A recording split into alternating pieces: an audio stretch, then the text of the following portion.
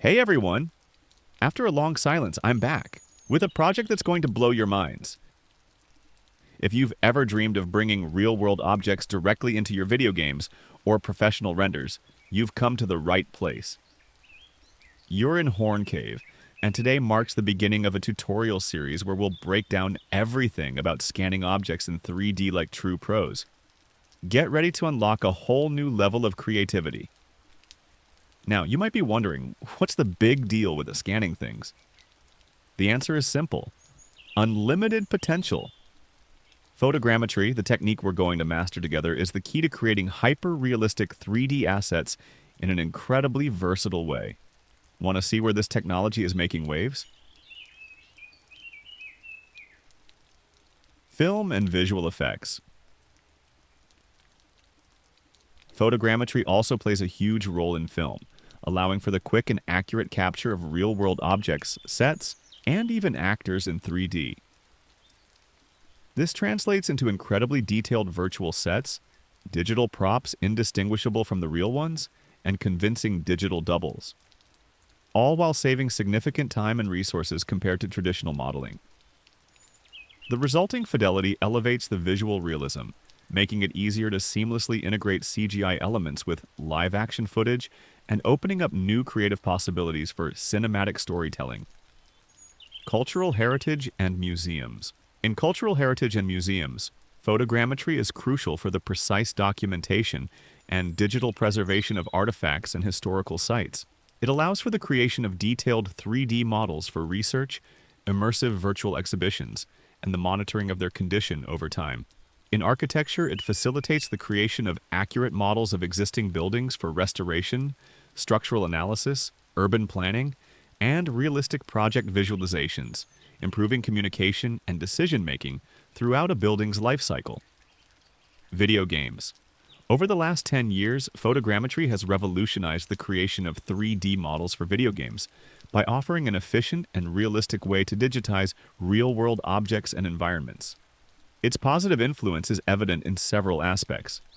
It allows for the capture of the geometry and textures of real objects with a high level of detail, resulting in much more immersive and authentic 3D models in video games.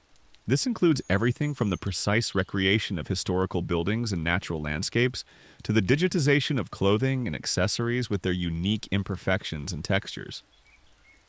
Traditionally, creating detailed 3D models required a significant amount of time and effort from artists. Photogrammetry streamlines this process by automating the generation of geometry and textures from a series of photographs. This allows developers to focus on other aspects of the game, such as gameplay and narrative. By reducing the production time for 3D assets, photogrammetry also contributes to lower video game development costs. The ability to digitize existing elements instead of creating them from scratch represents a significant saving in terms of human resources and time. The use of reality-based models contributes to a more immersive and believable gaming experience. Players can interact with environments and objects that feel tangible and familiar, increasing their connection with the game's virtual world.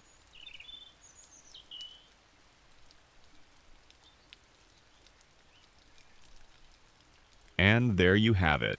From pure fun to professional applications worth millions.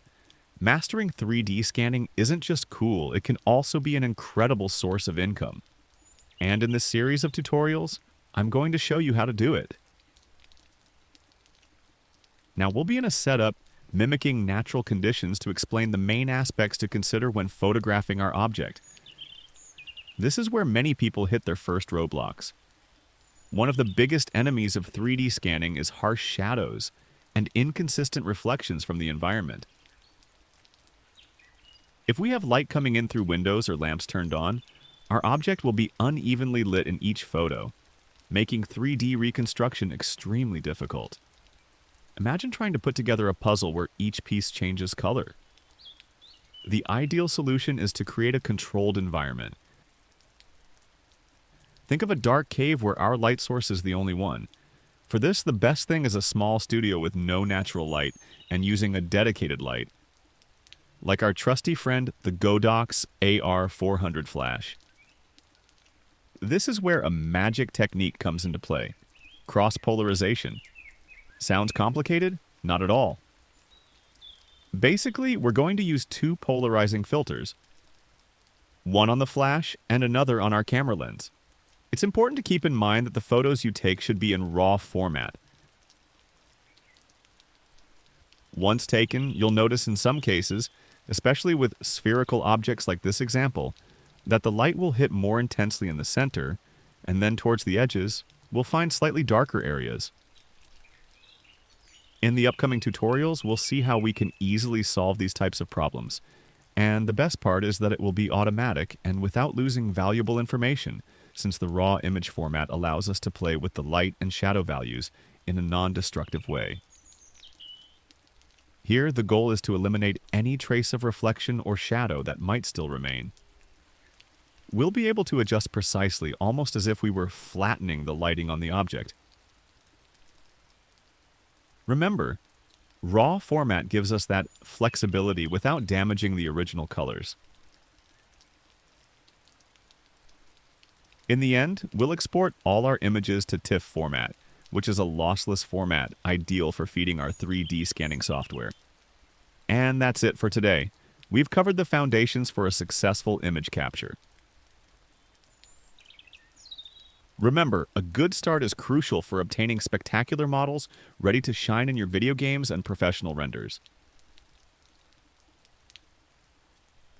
By the end of this tutorial series, you'll be able to create your own assets with various versions of the same model but focused on different purposes. This way, the same project can be used for video games, product renders, or models ready for 3D printing, adding more value to your work and making your time more profitable. Thank you for joining me in this first step. I hope this information is super useful to you and motivates you to start your own projects. But this is just the beginning. In the next installment of this series, we'll dive deep into photogrammetry hardware.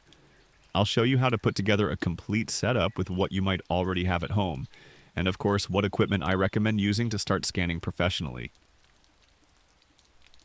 If you've made it this far, thank you again so much, and I'd really appreciate it if you leave a like and a comment.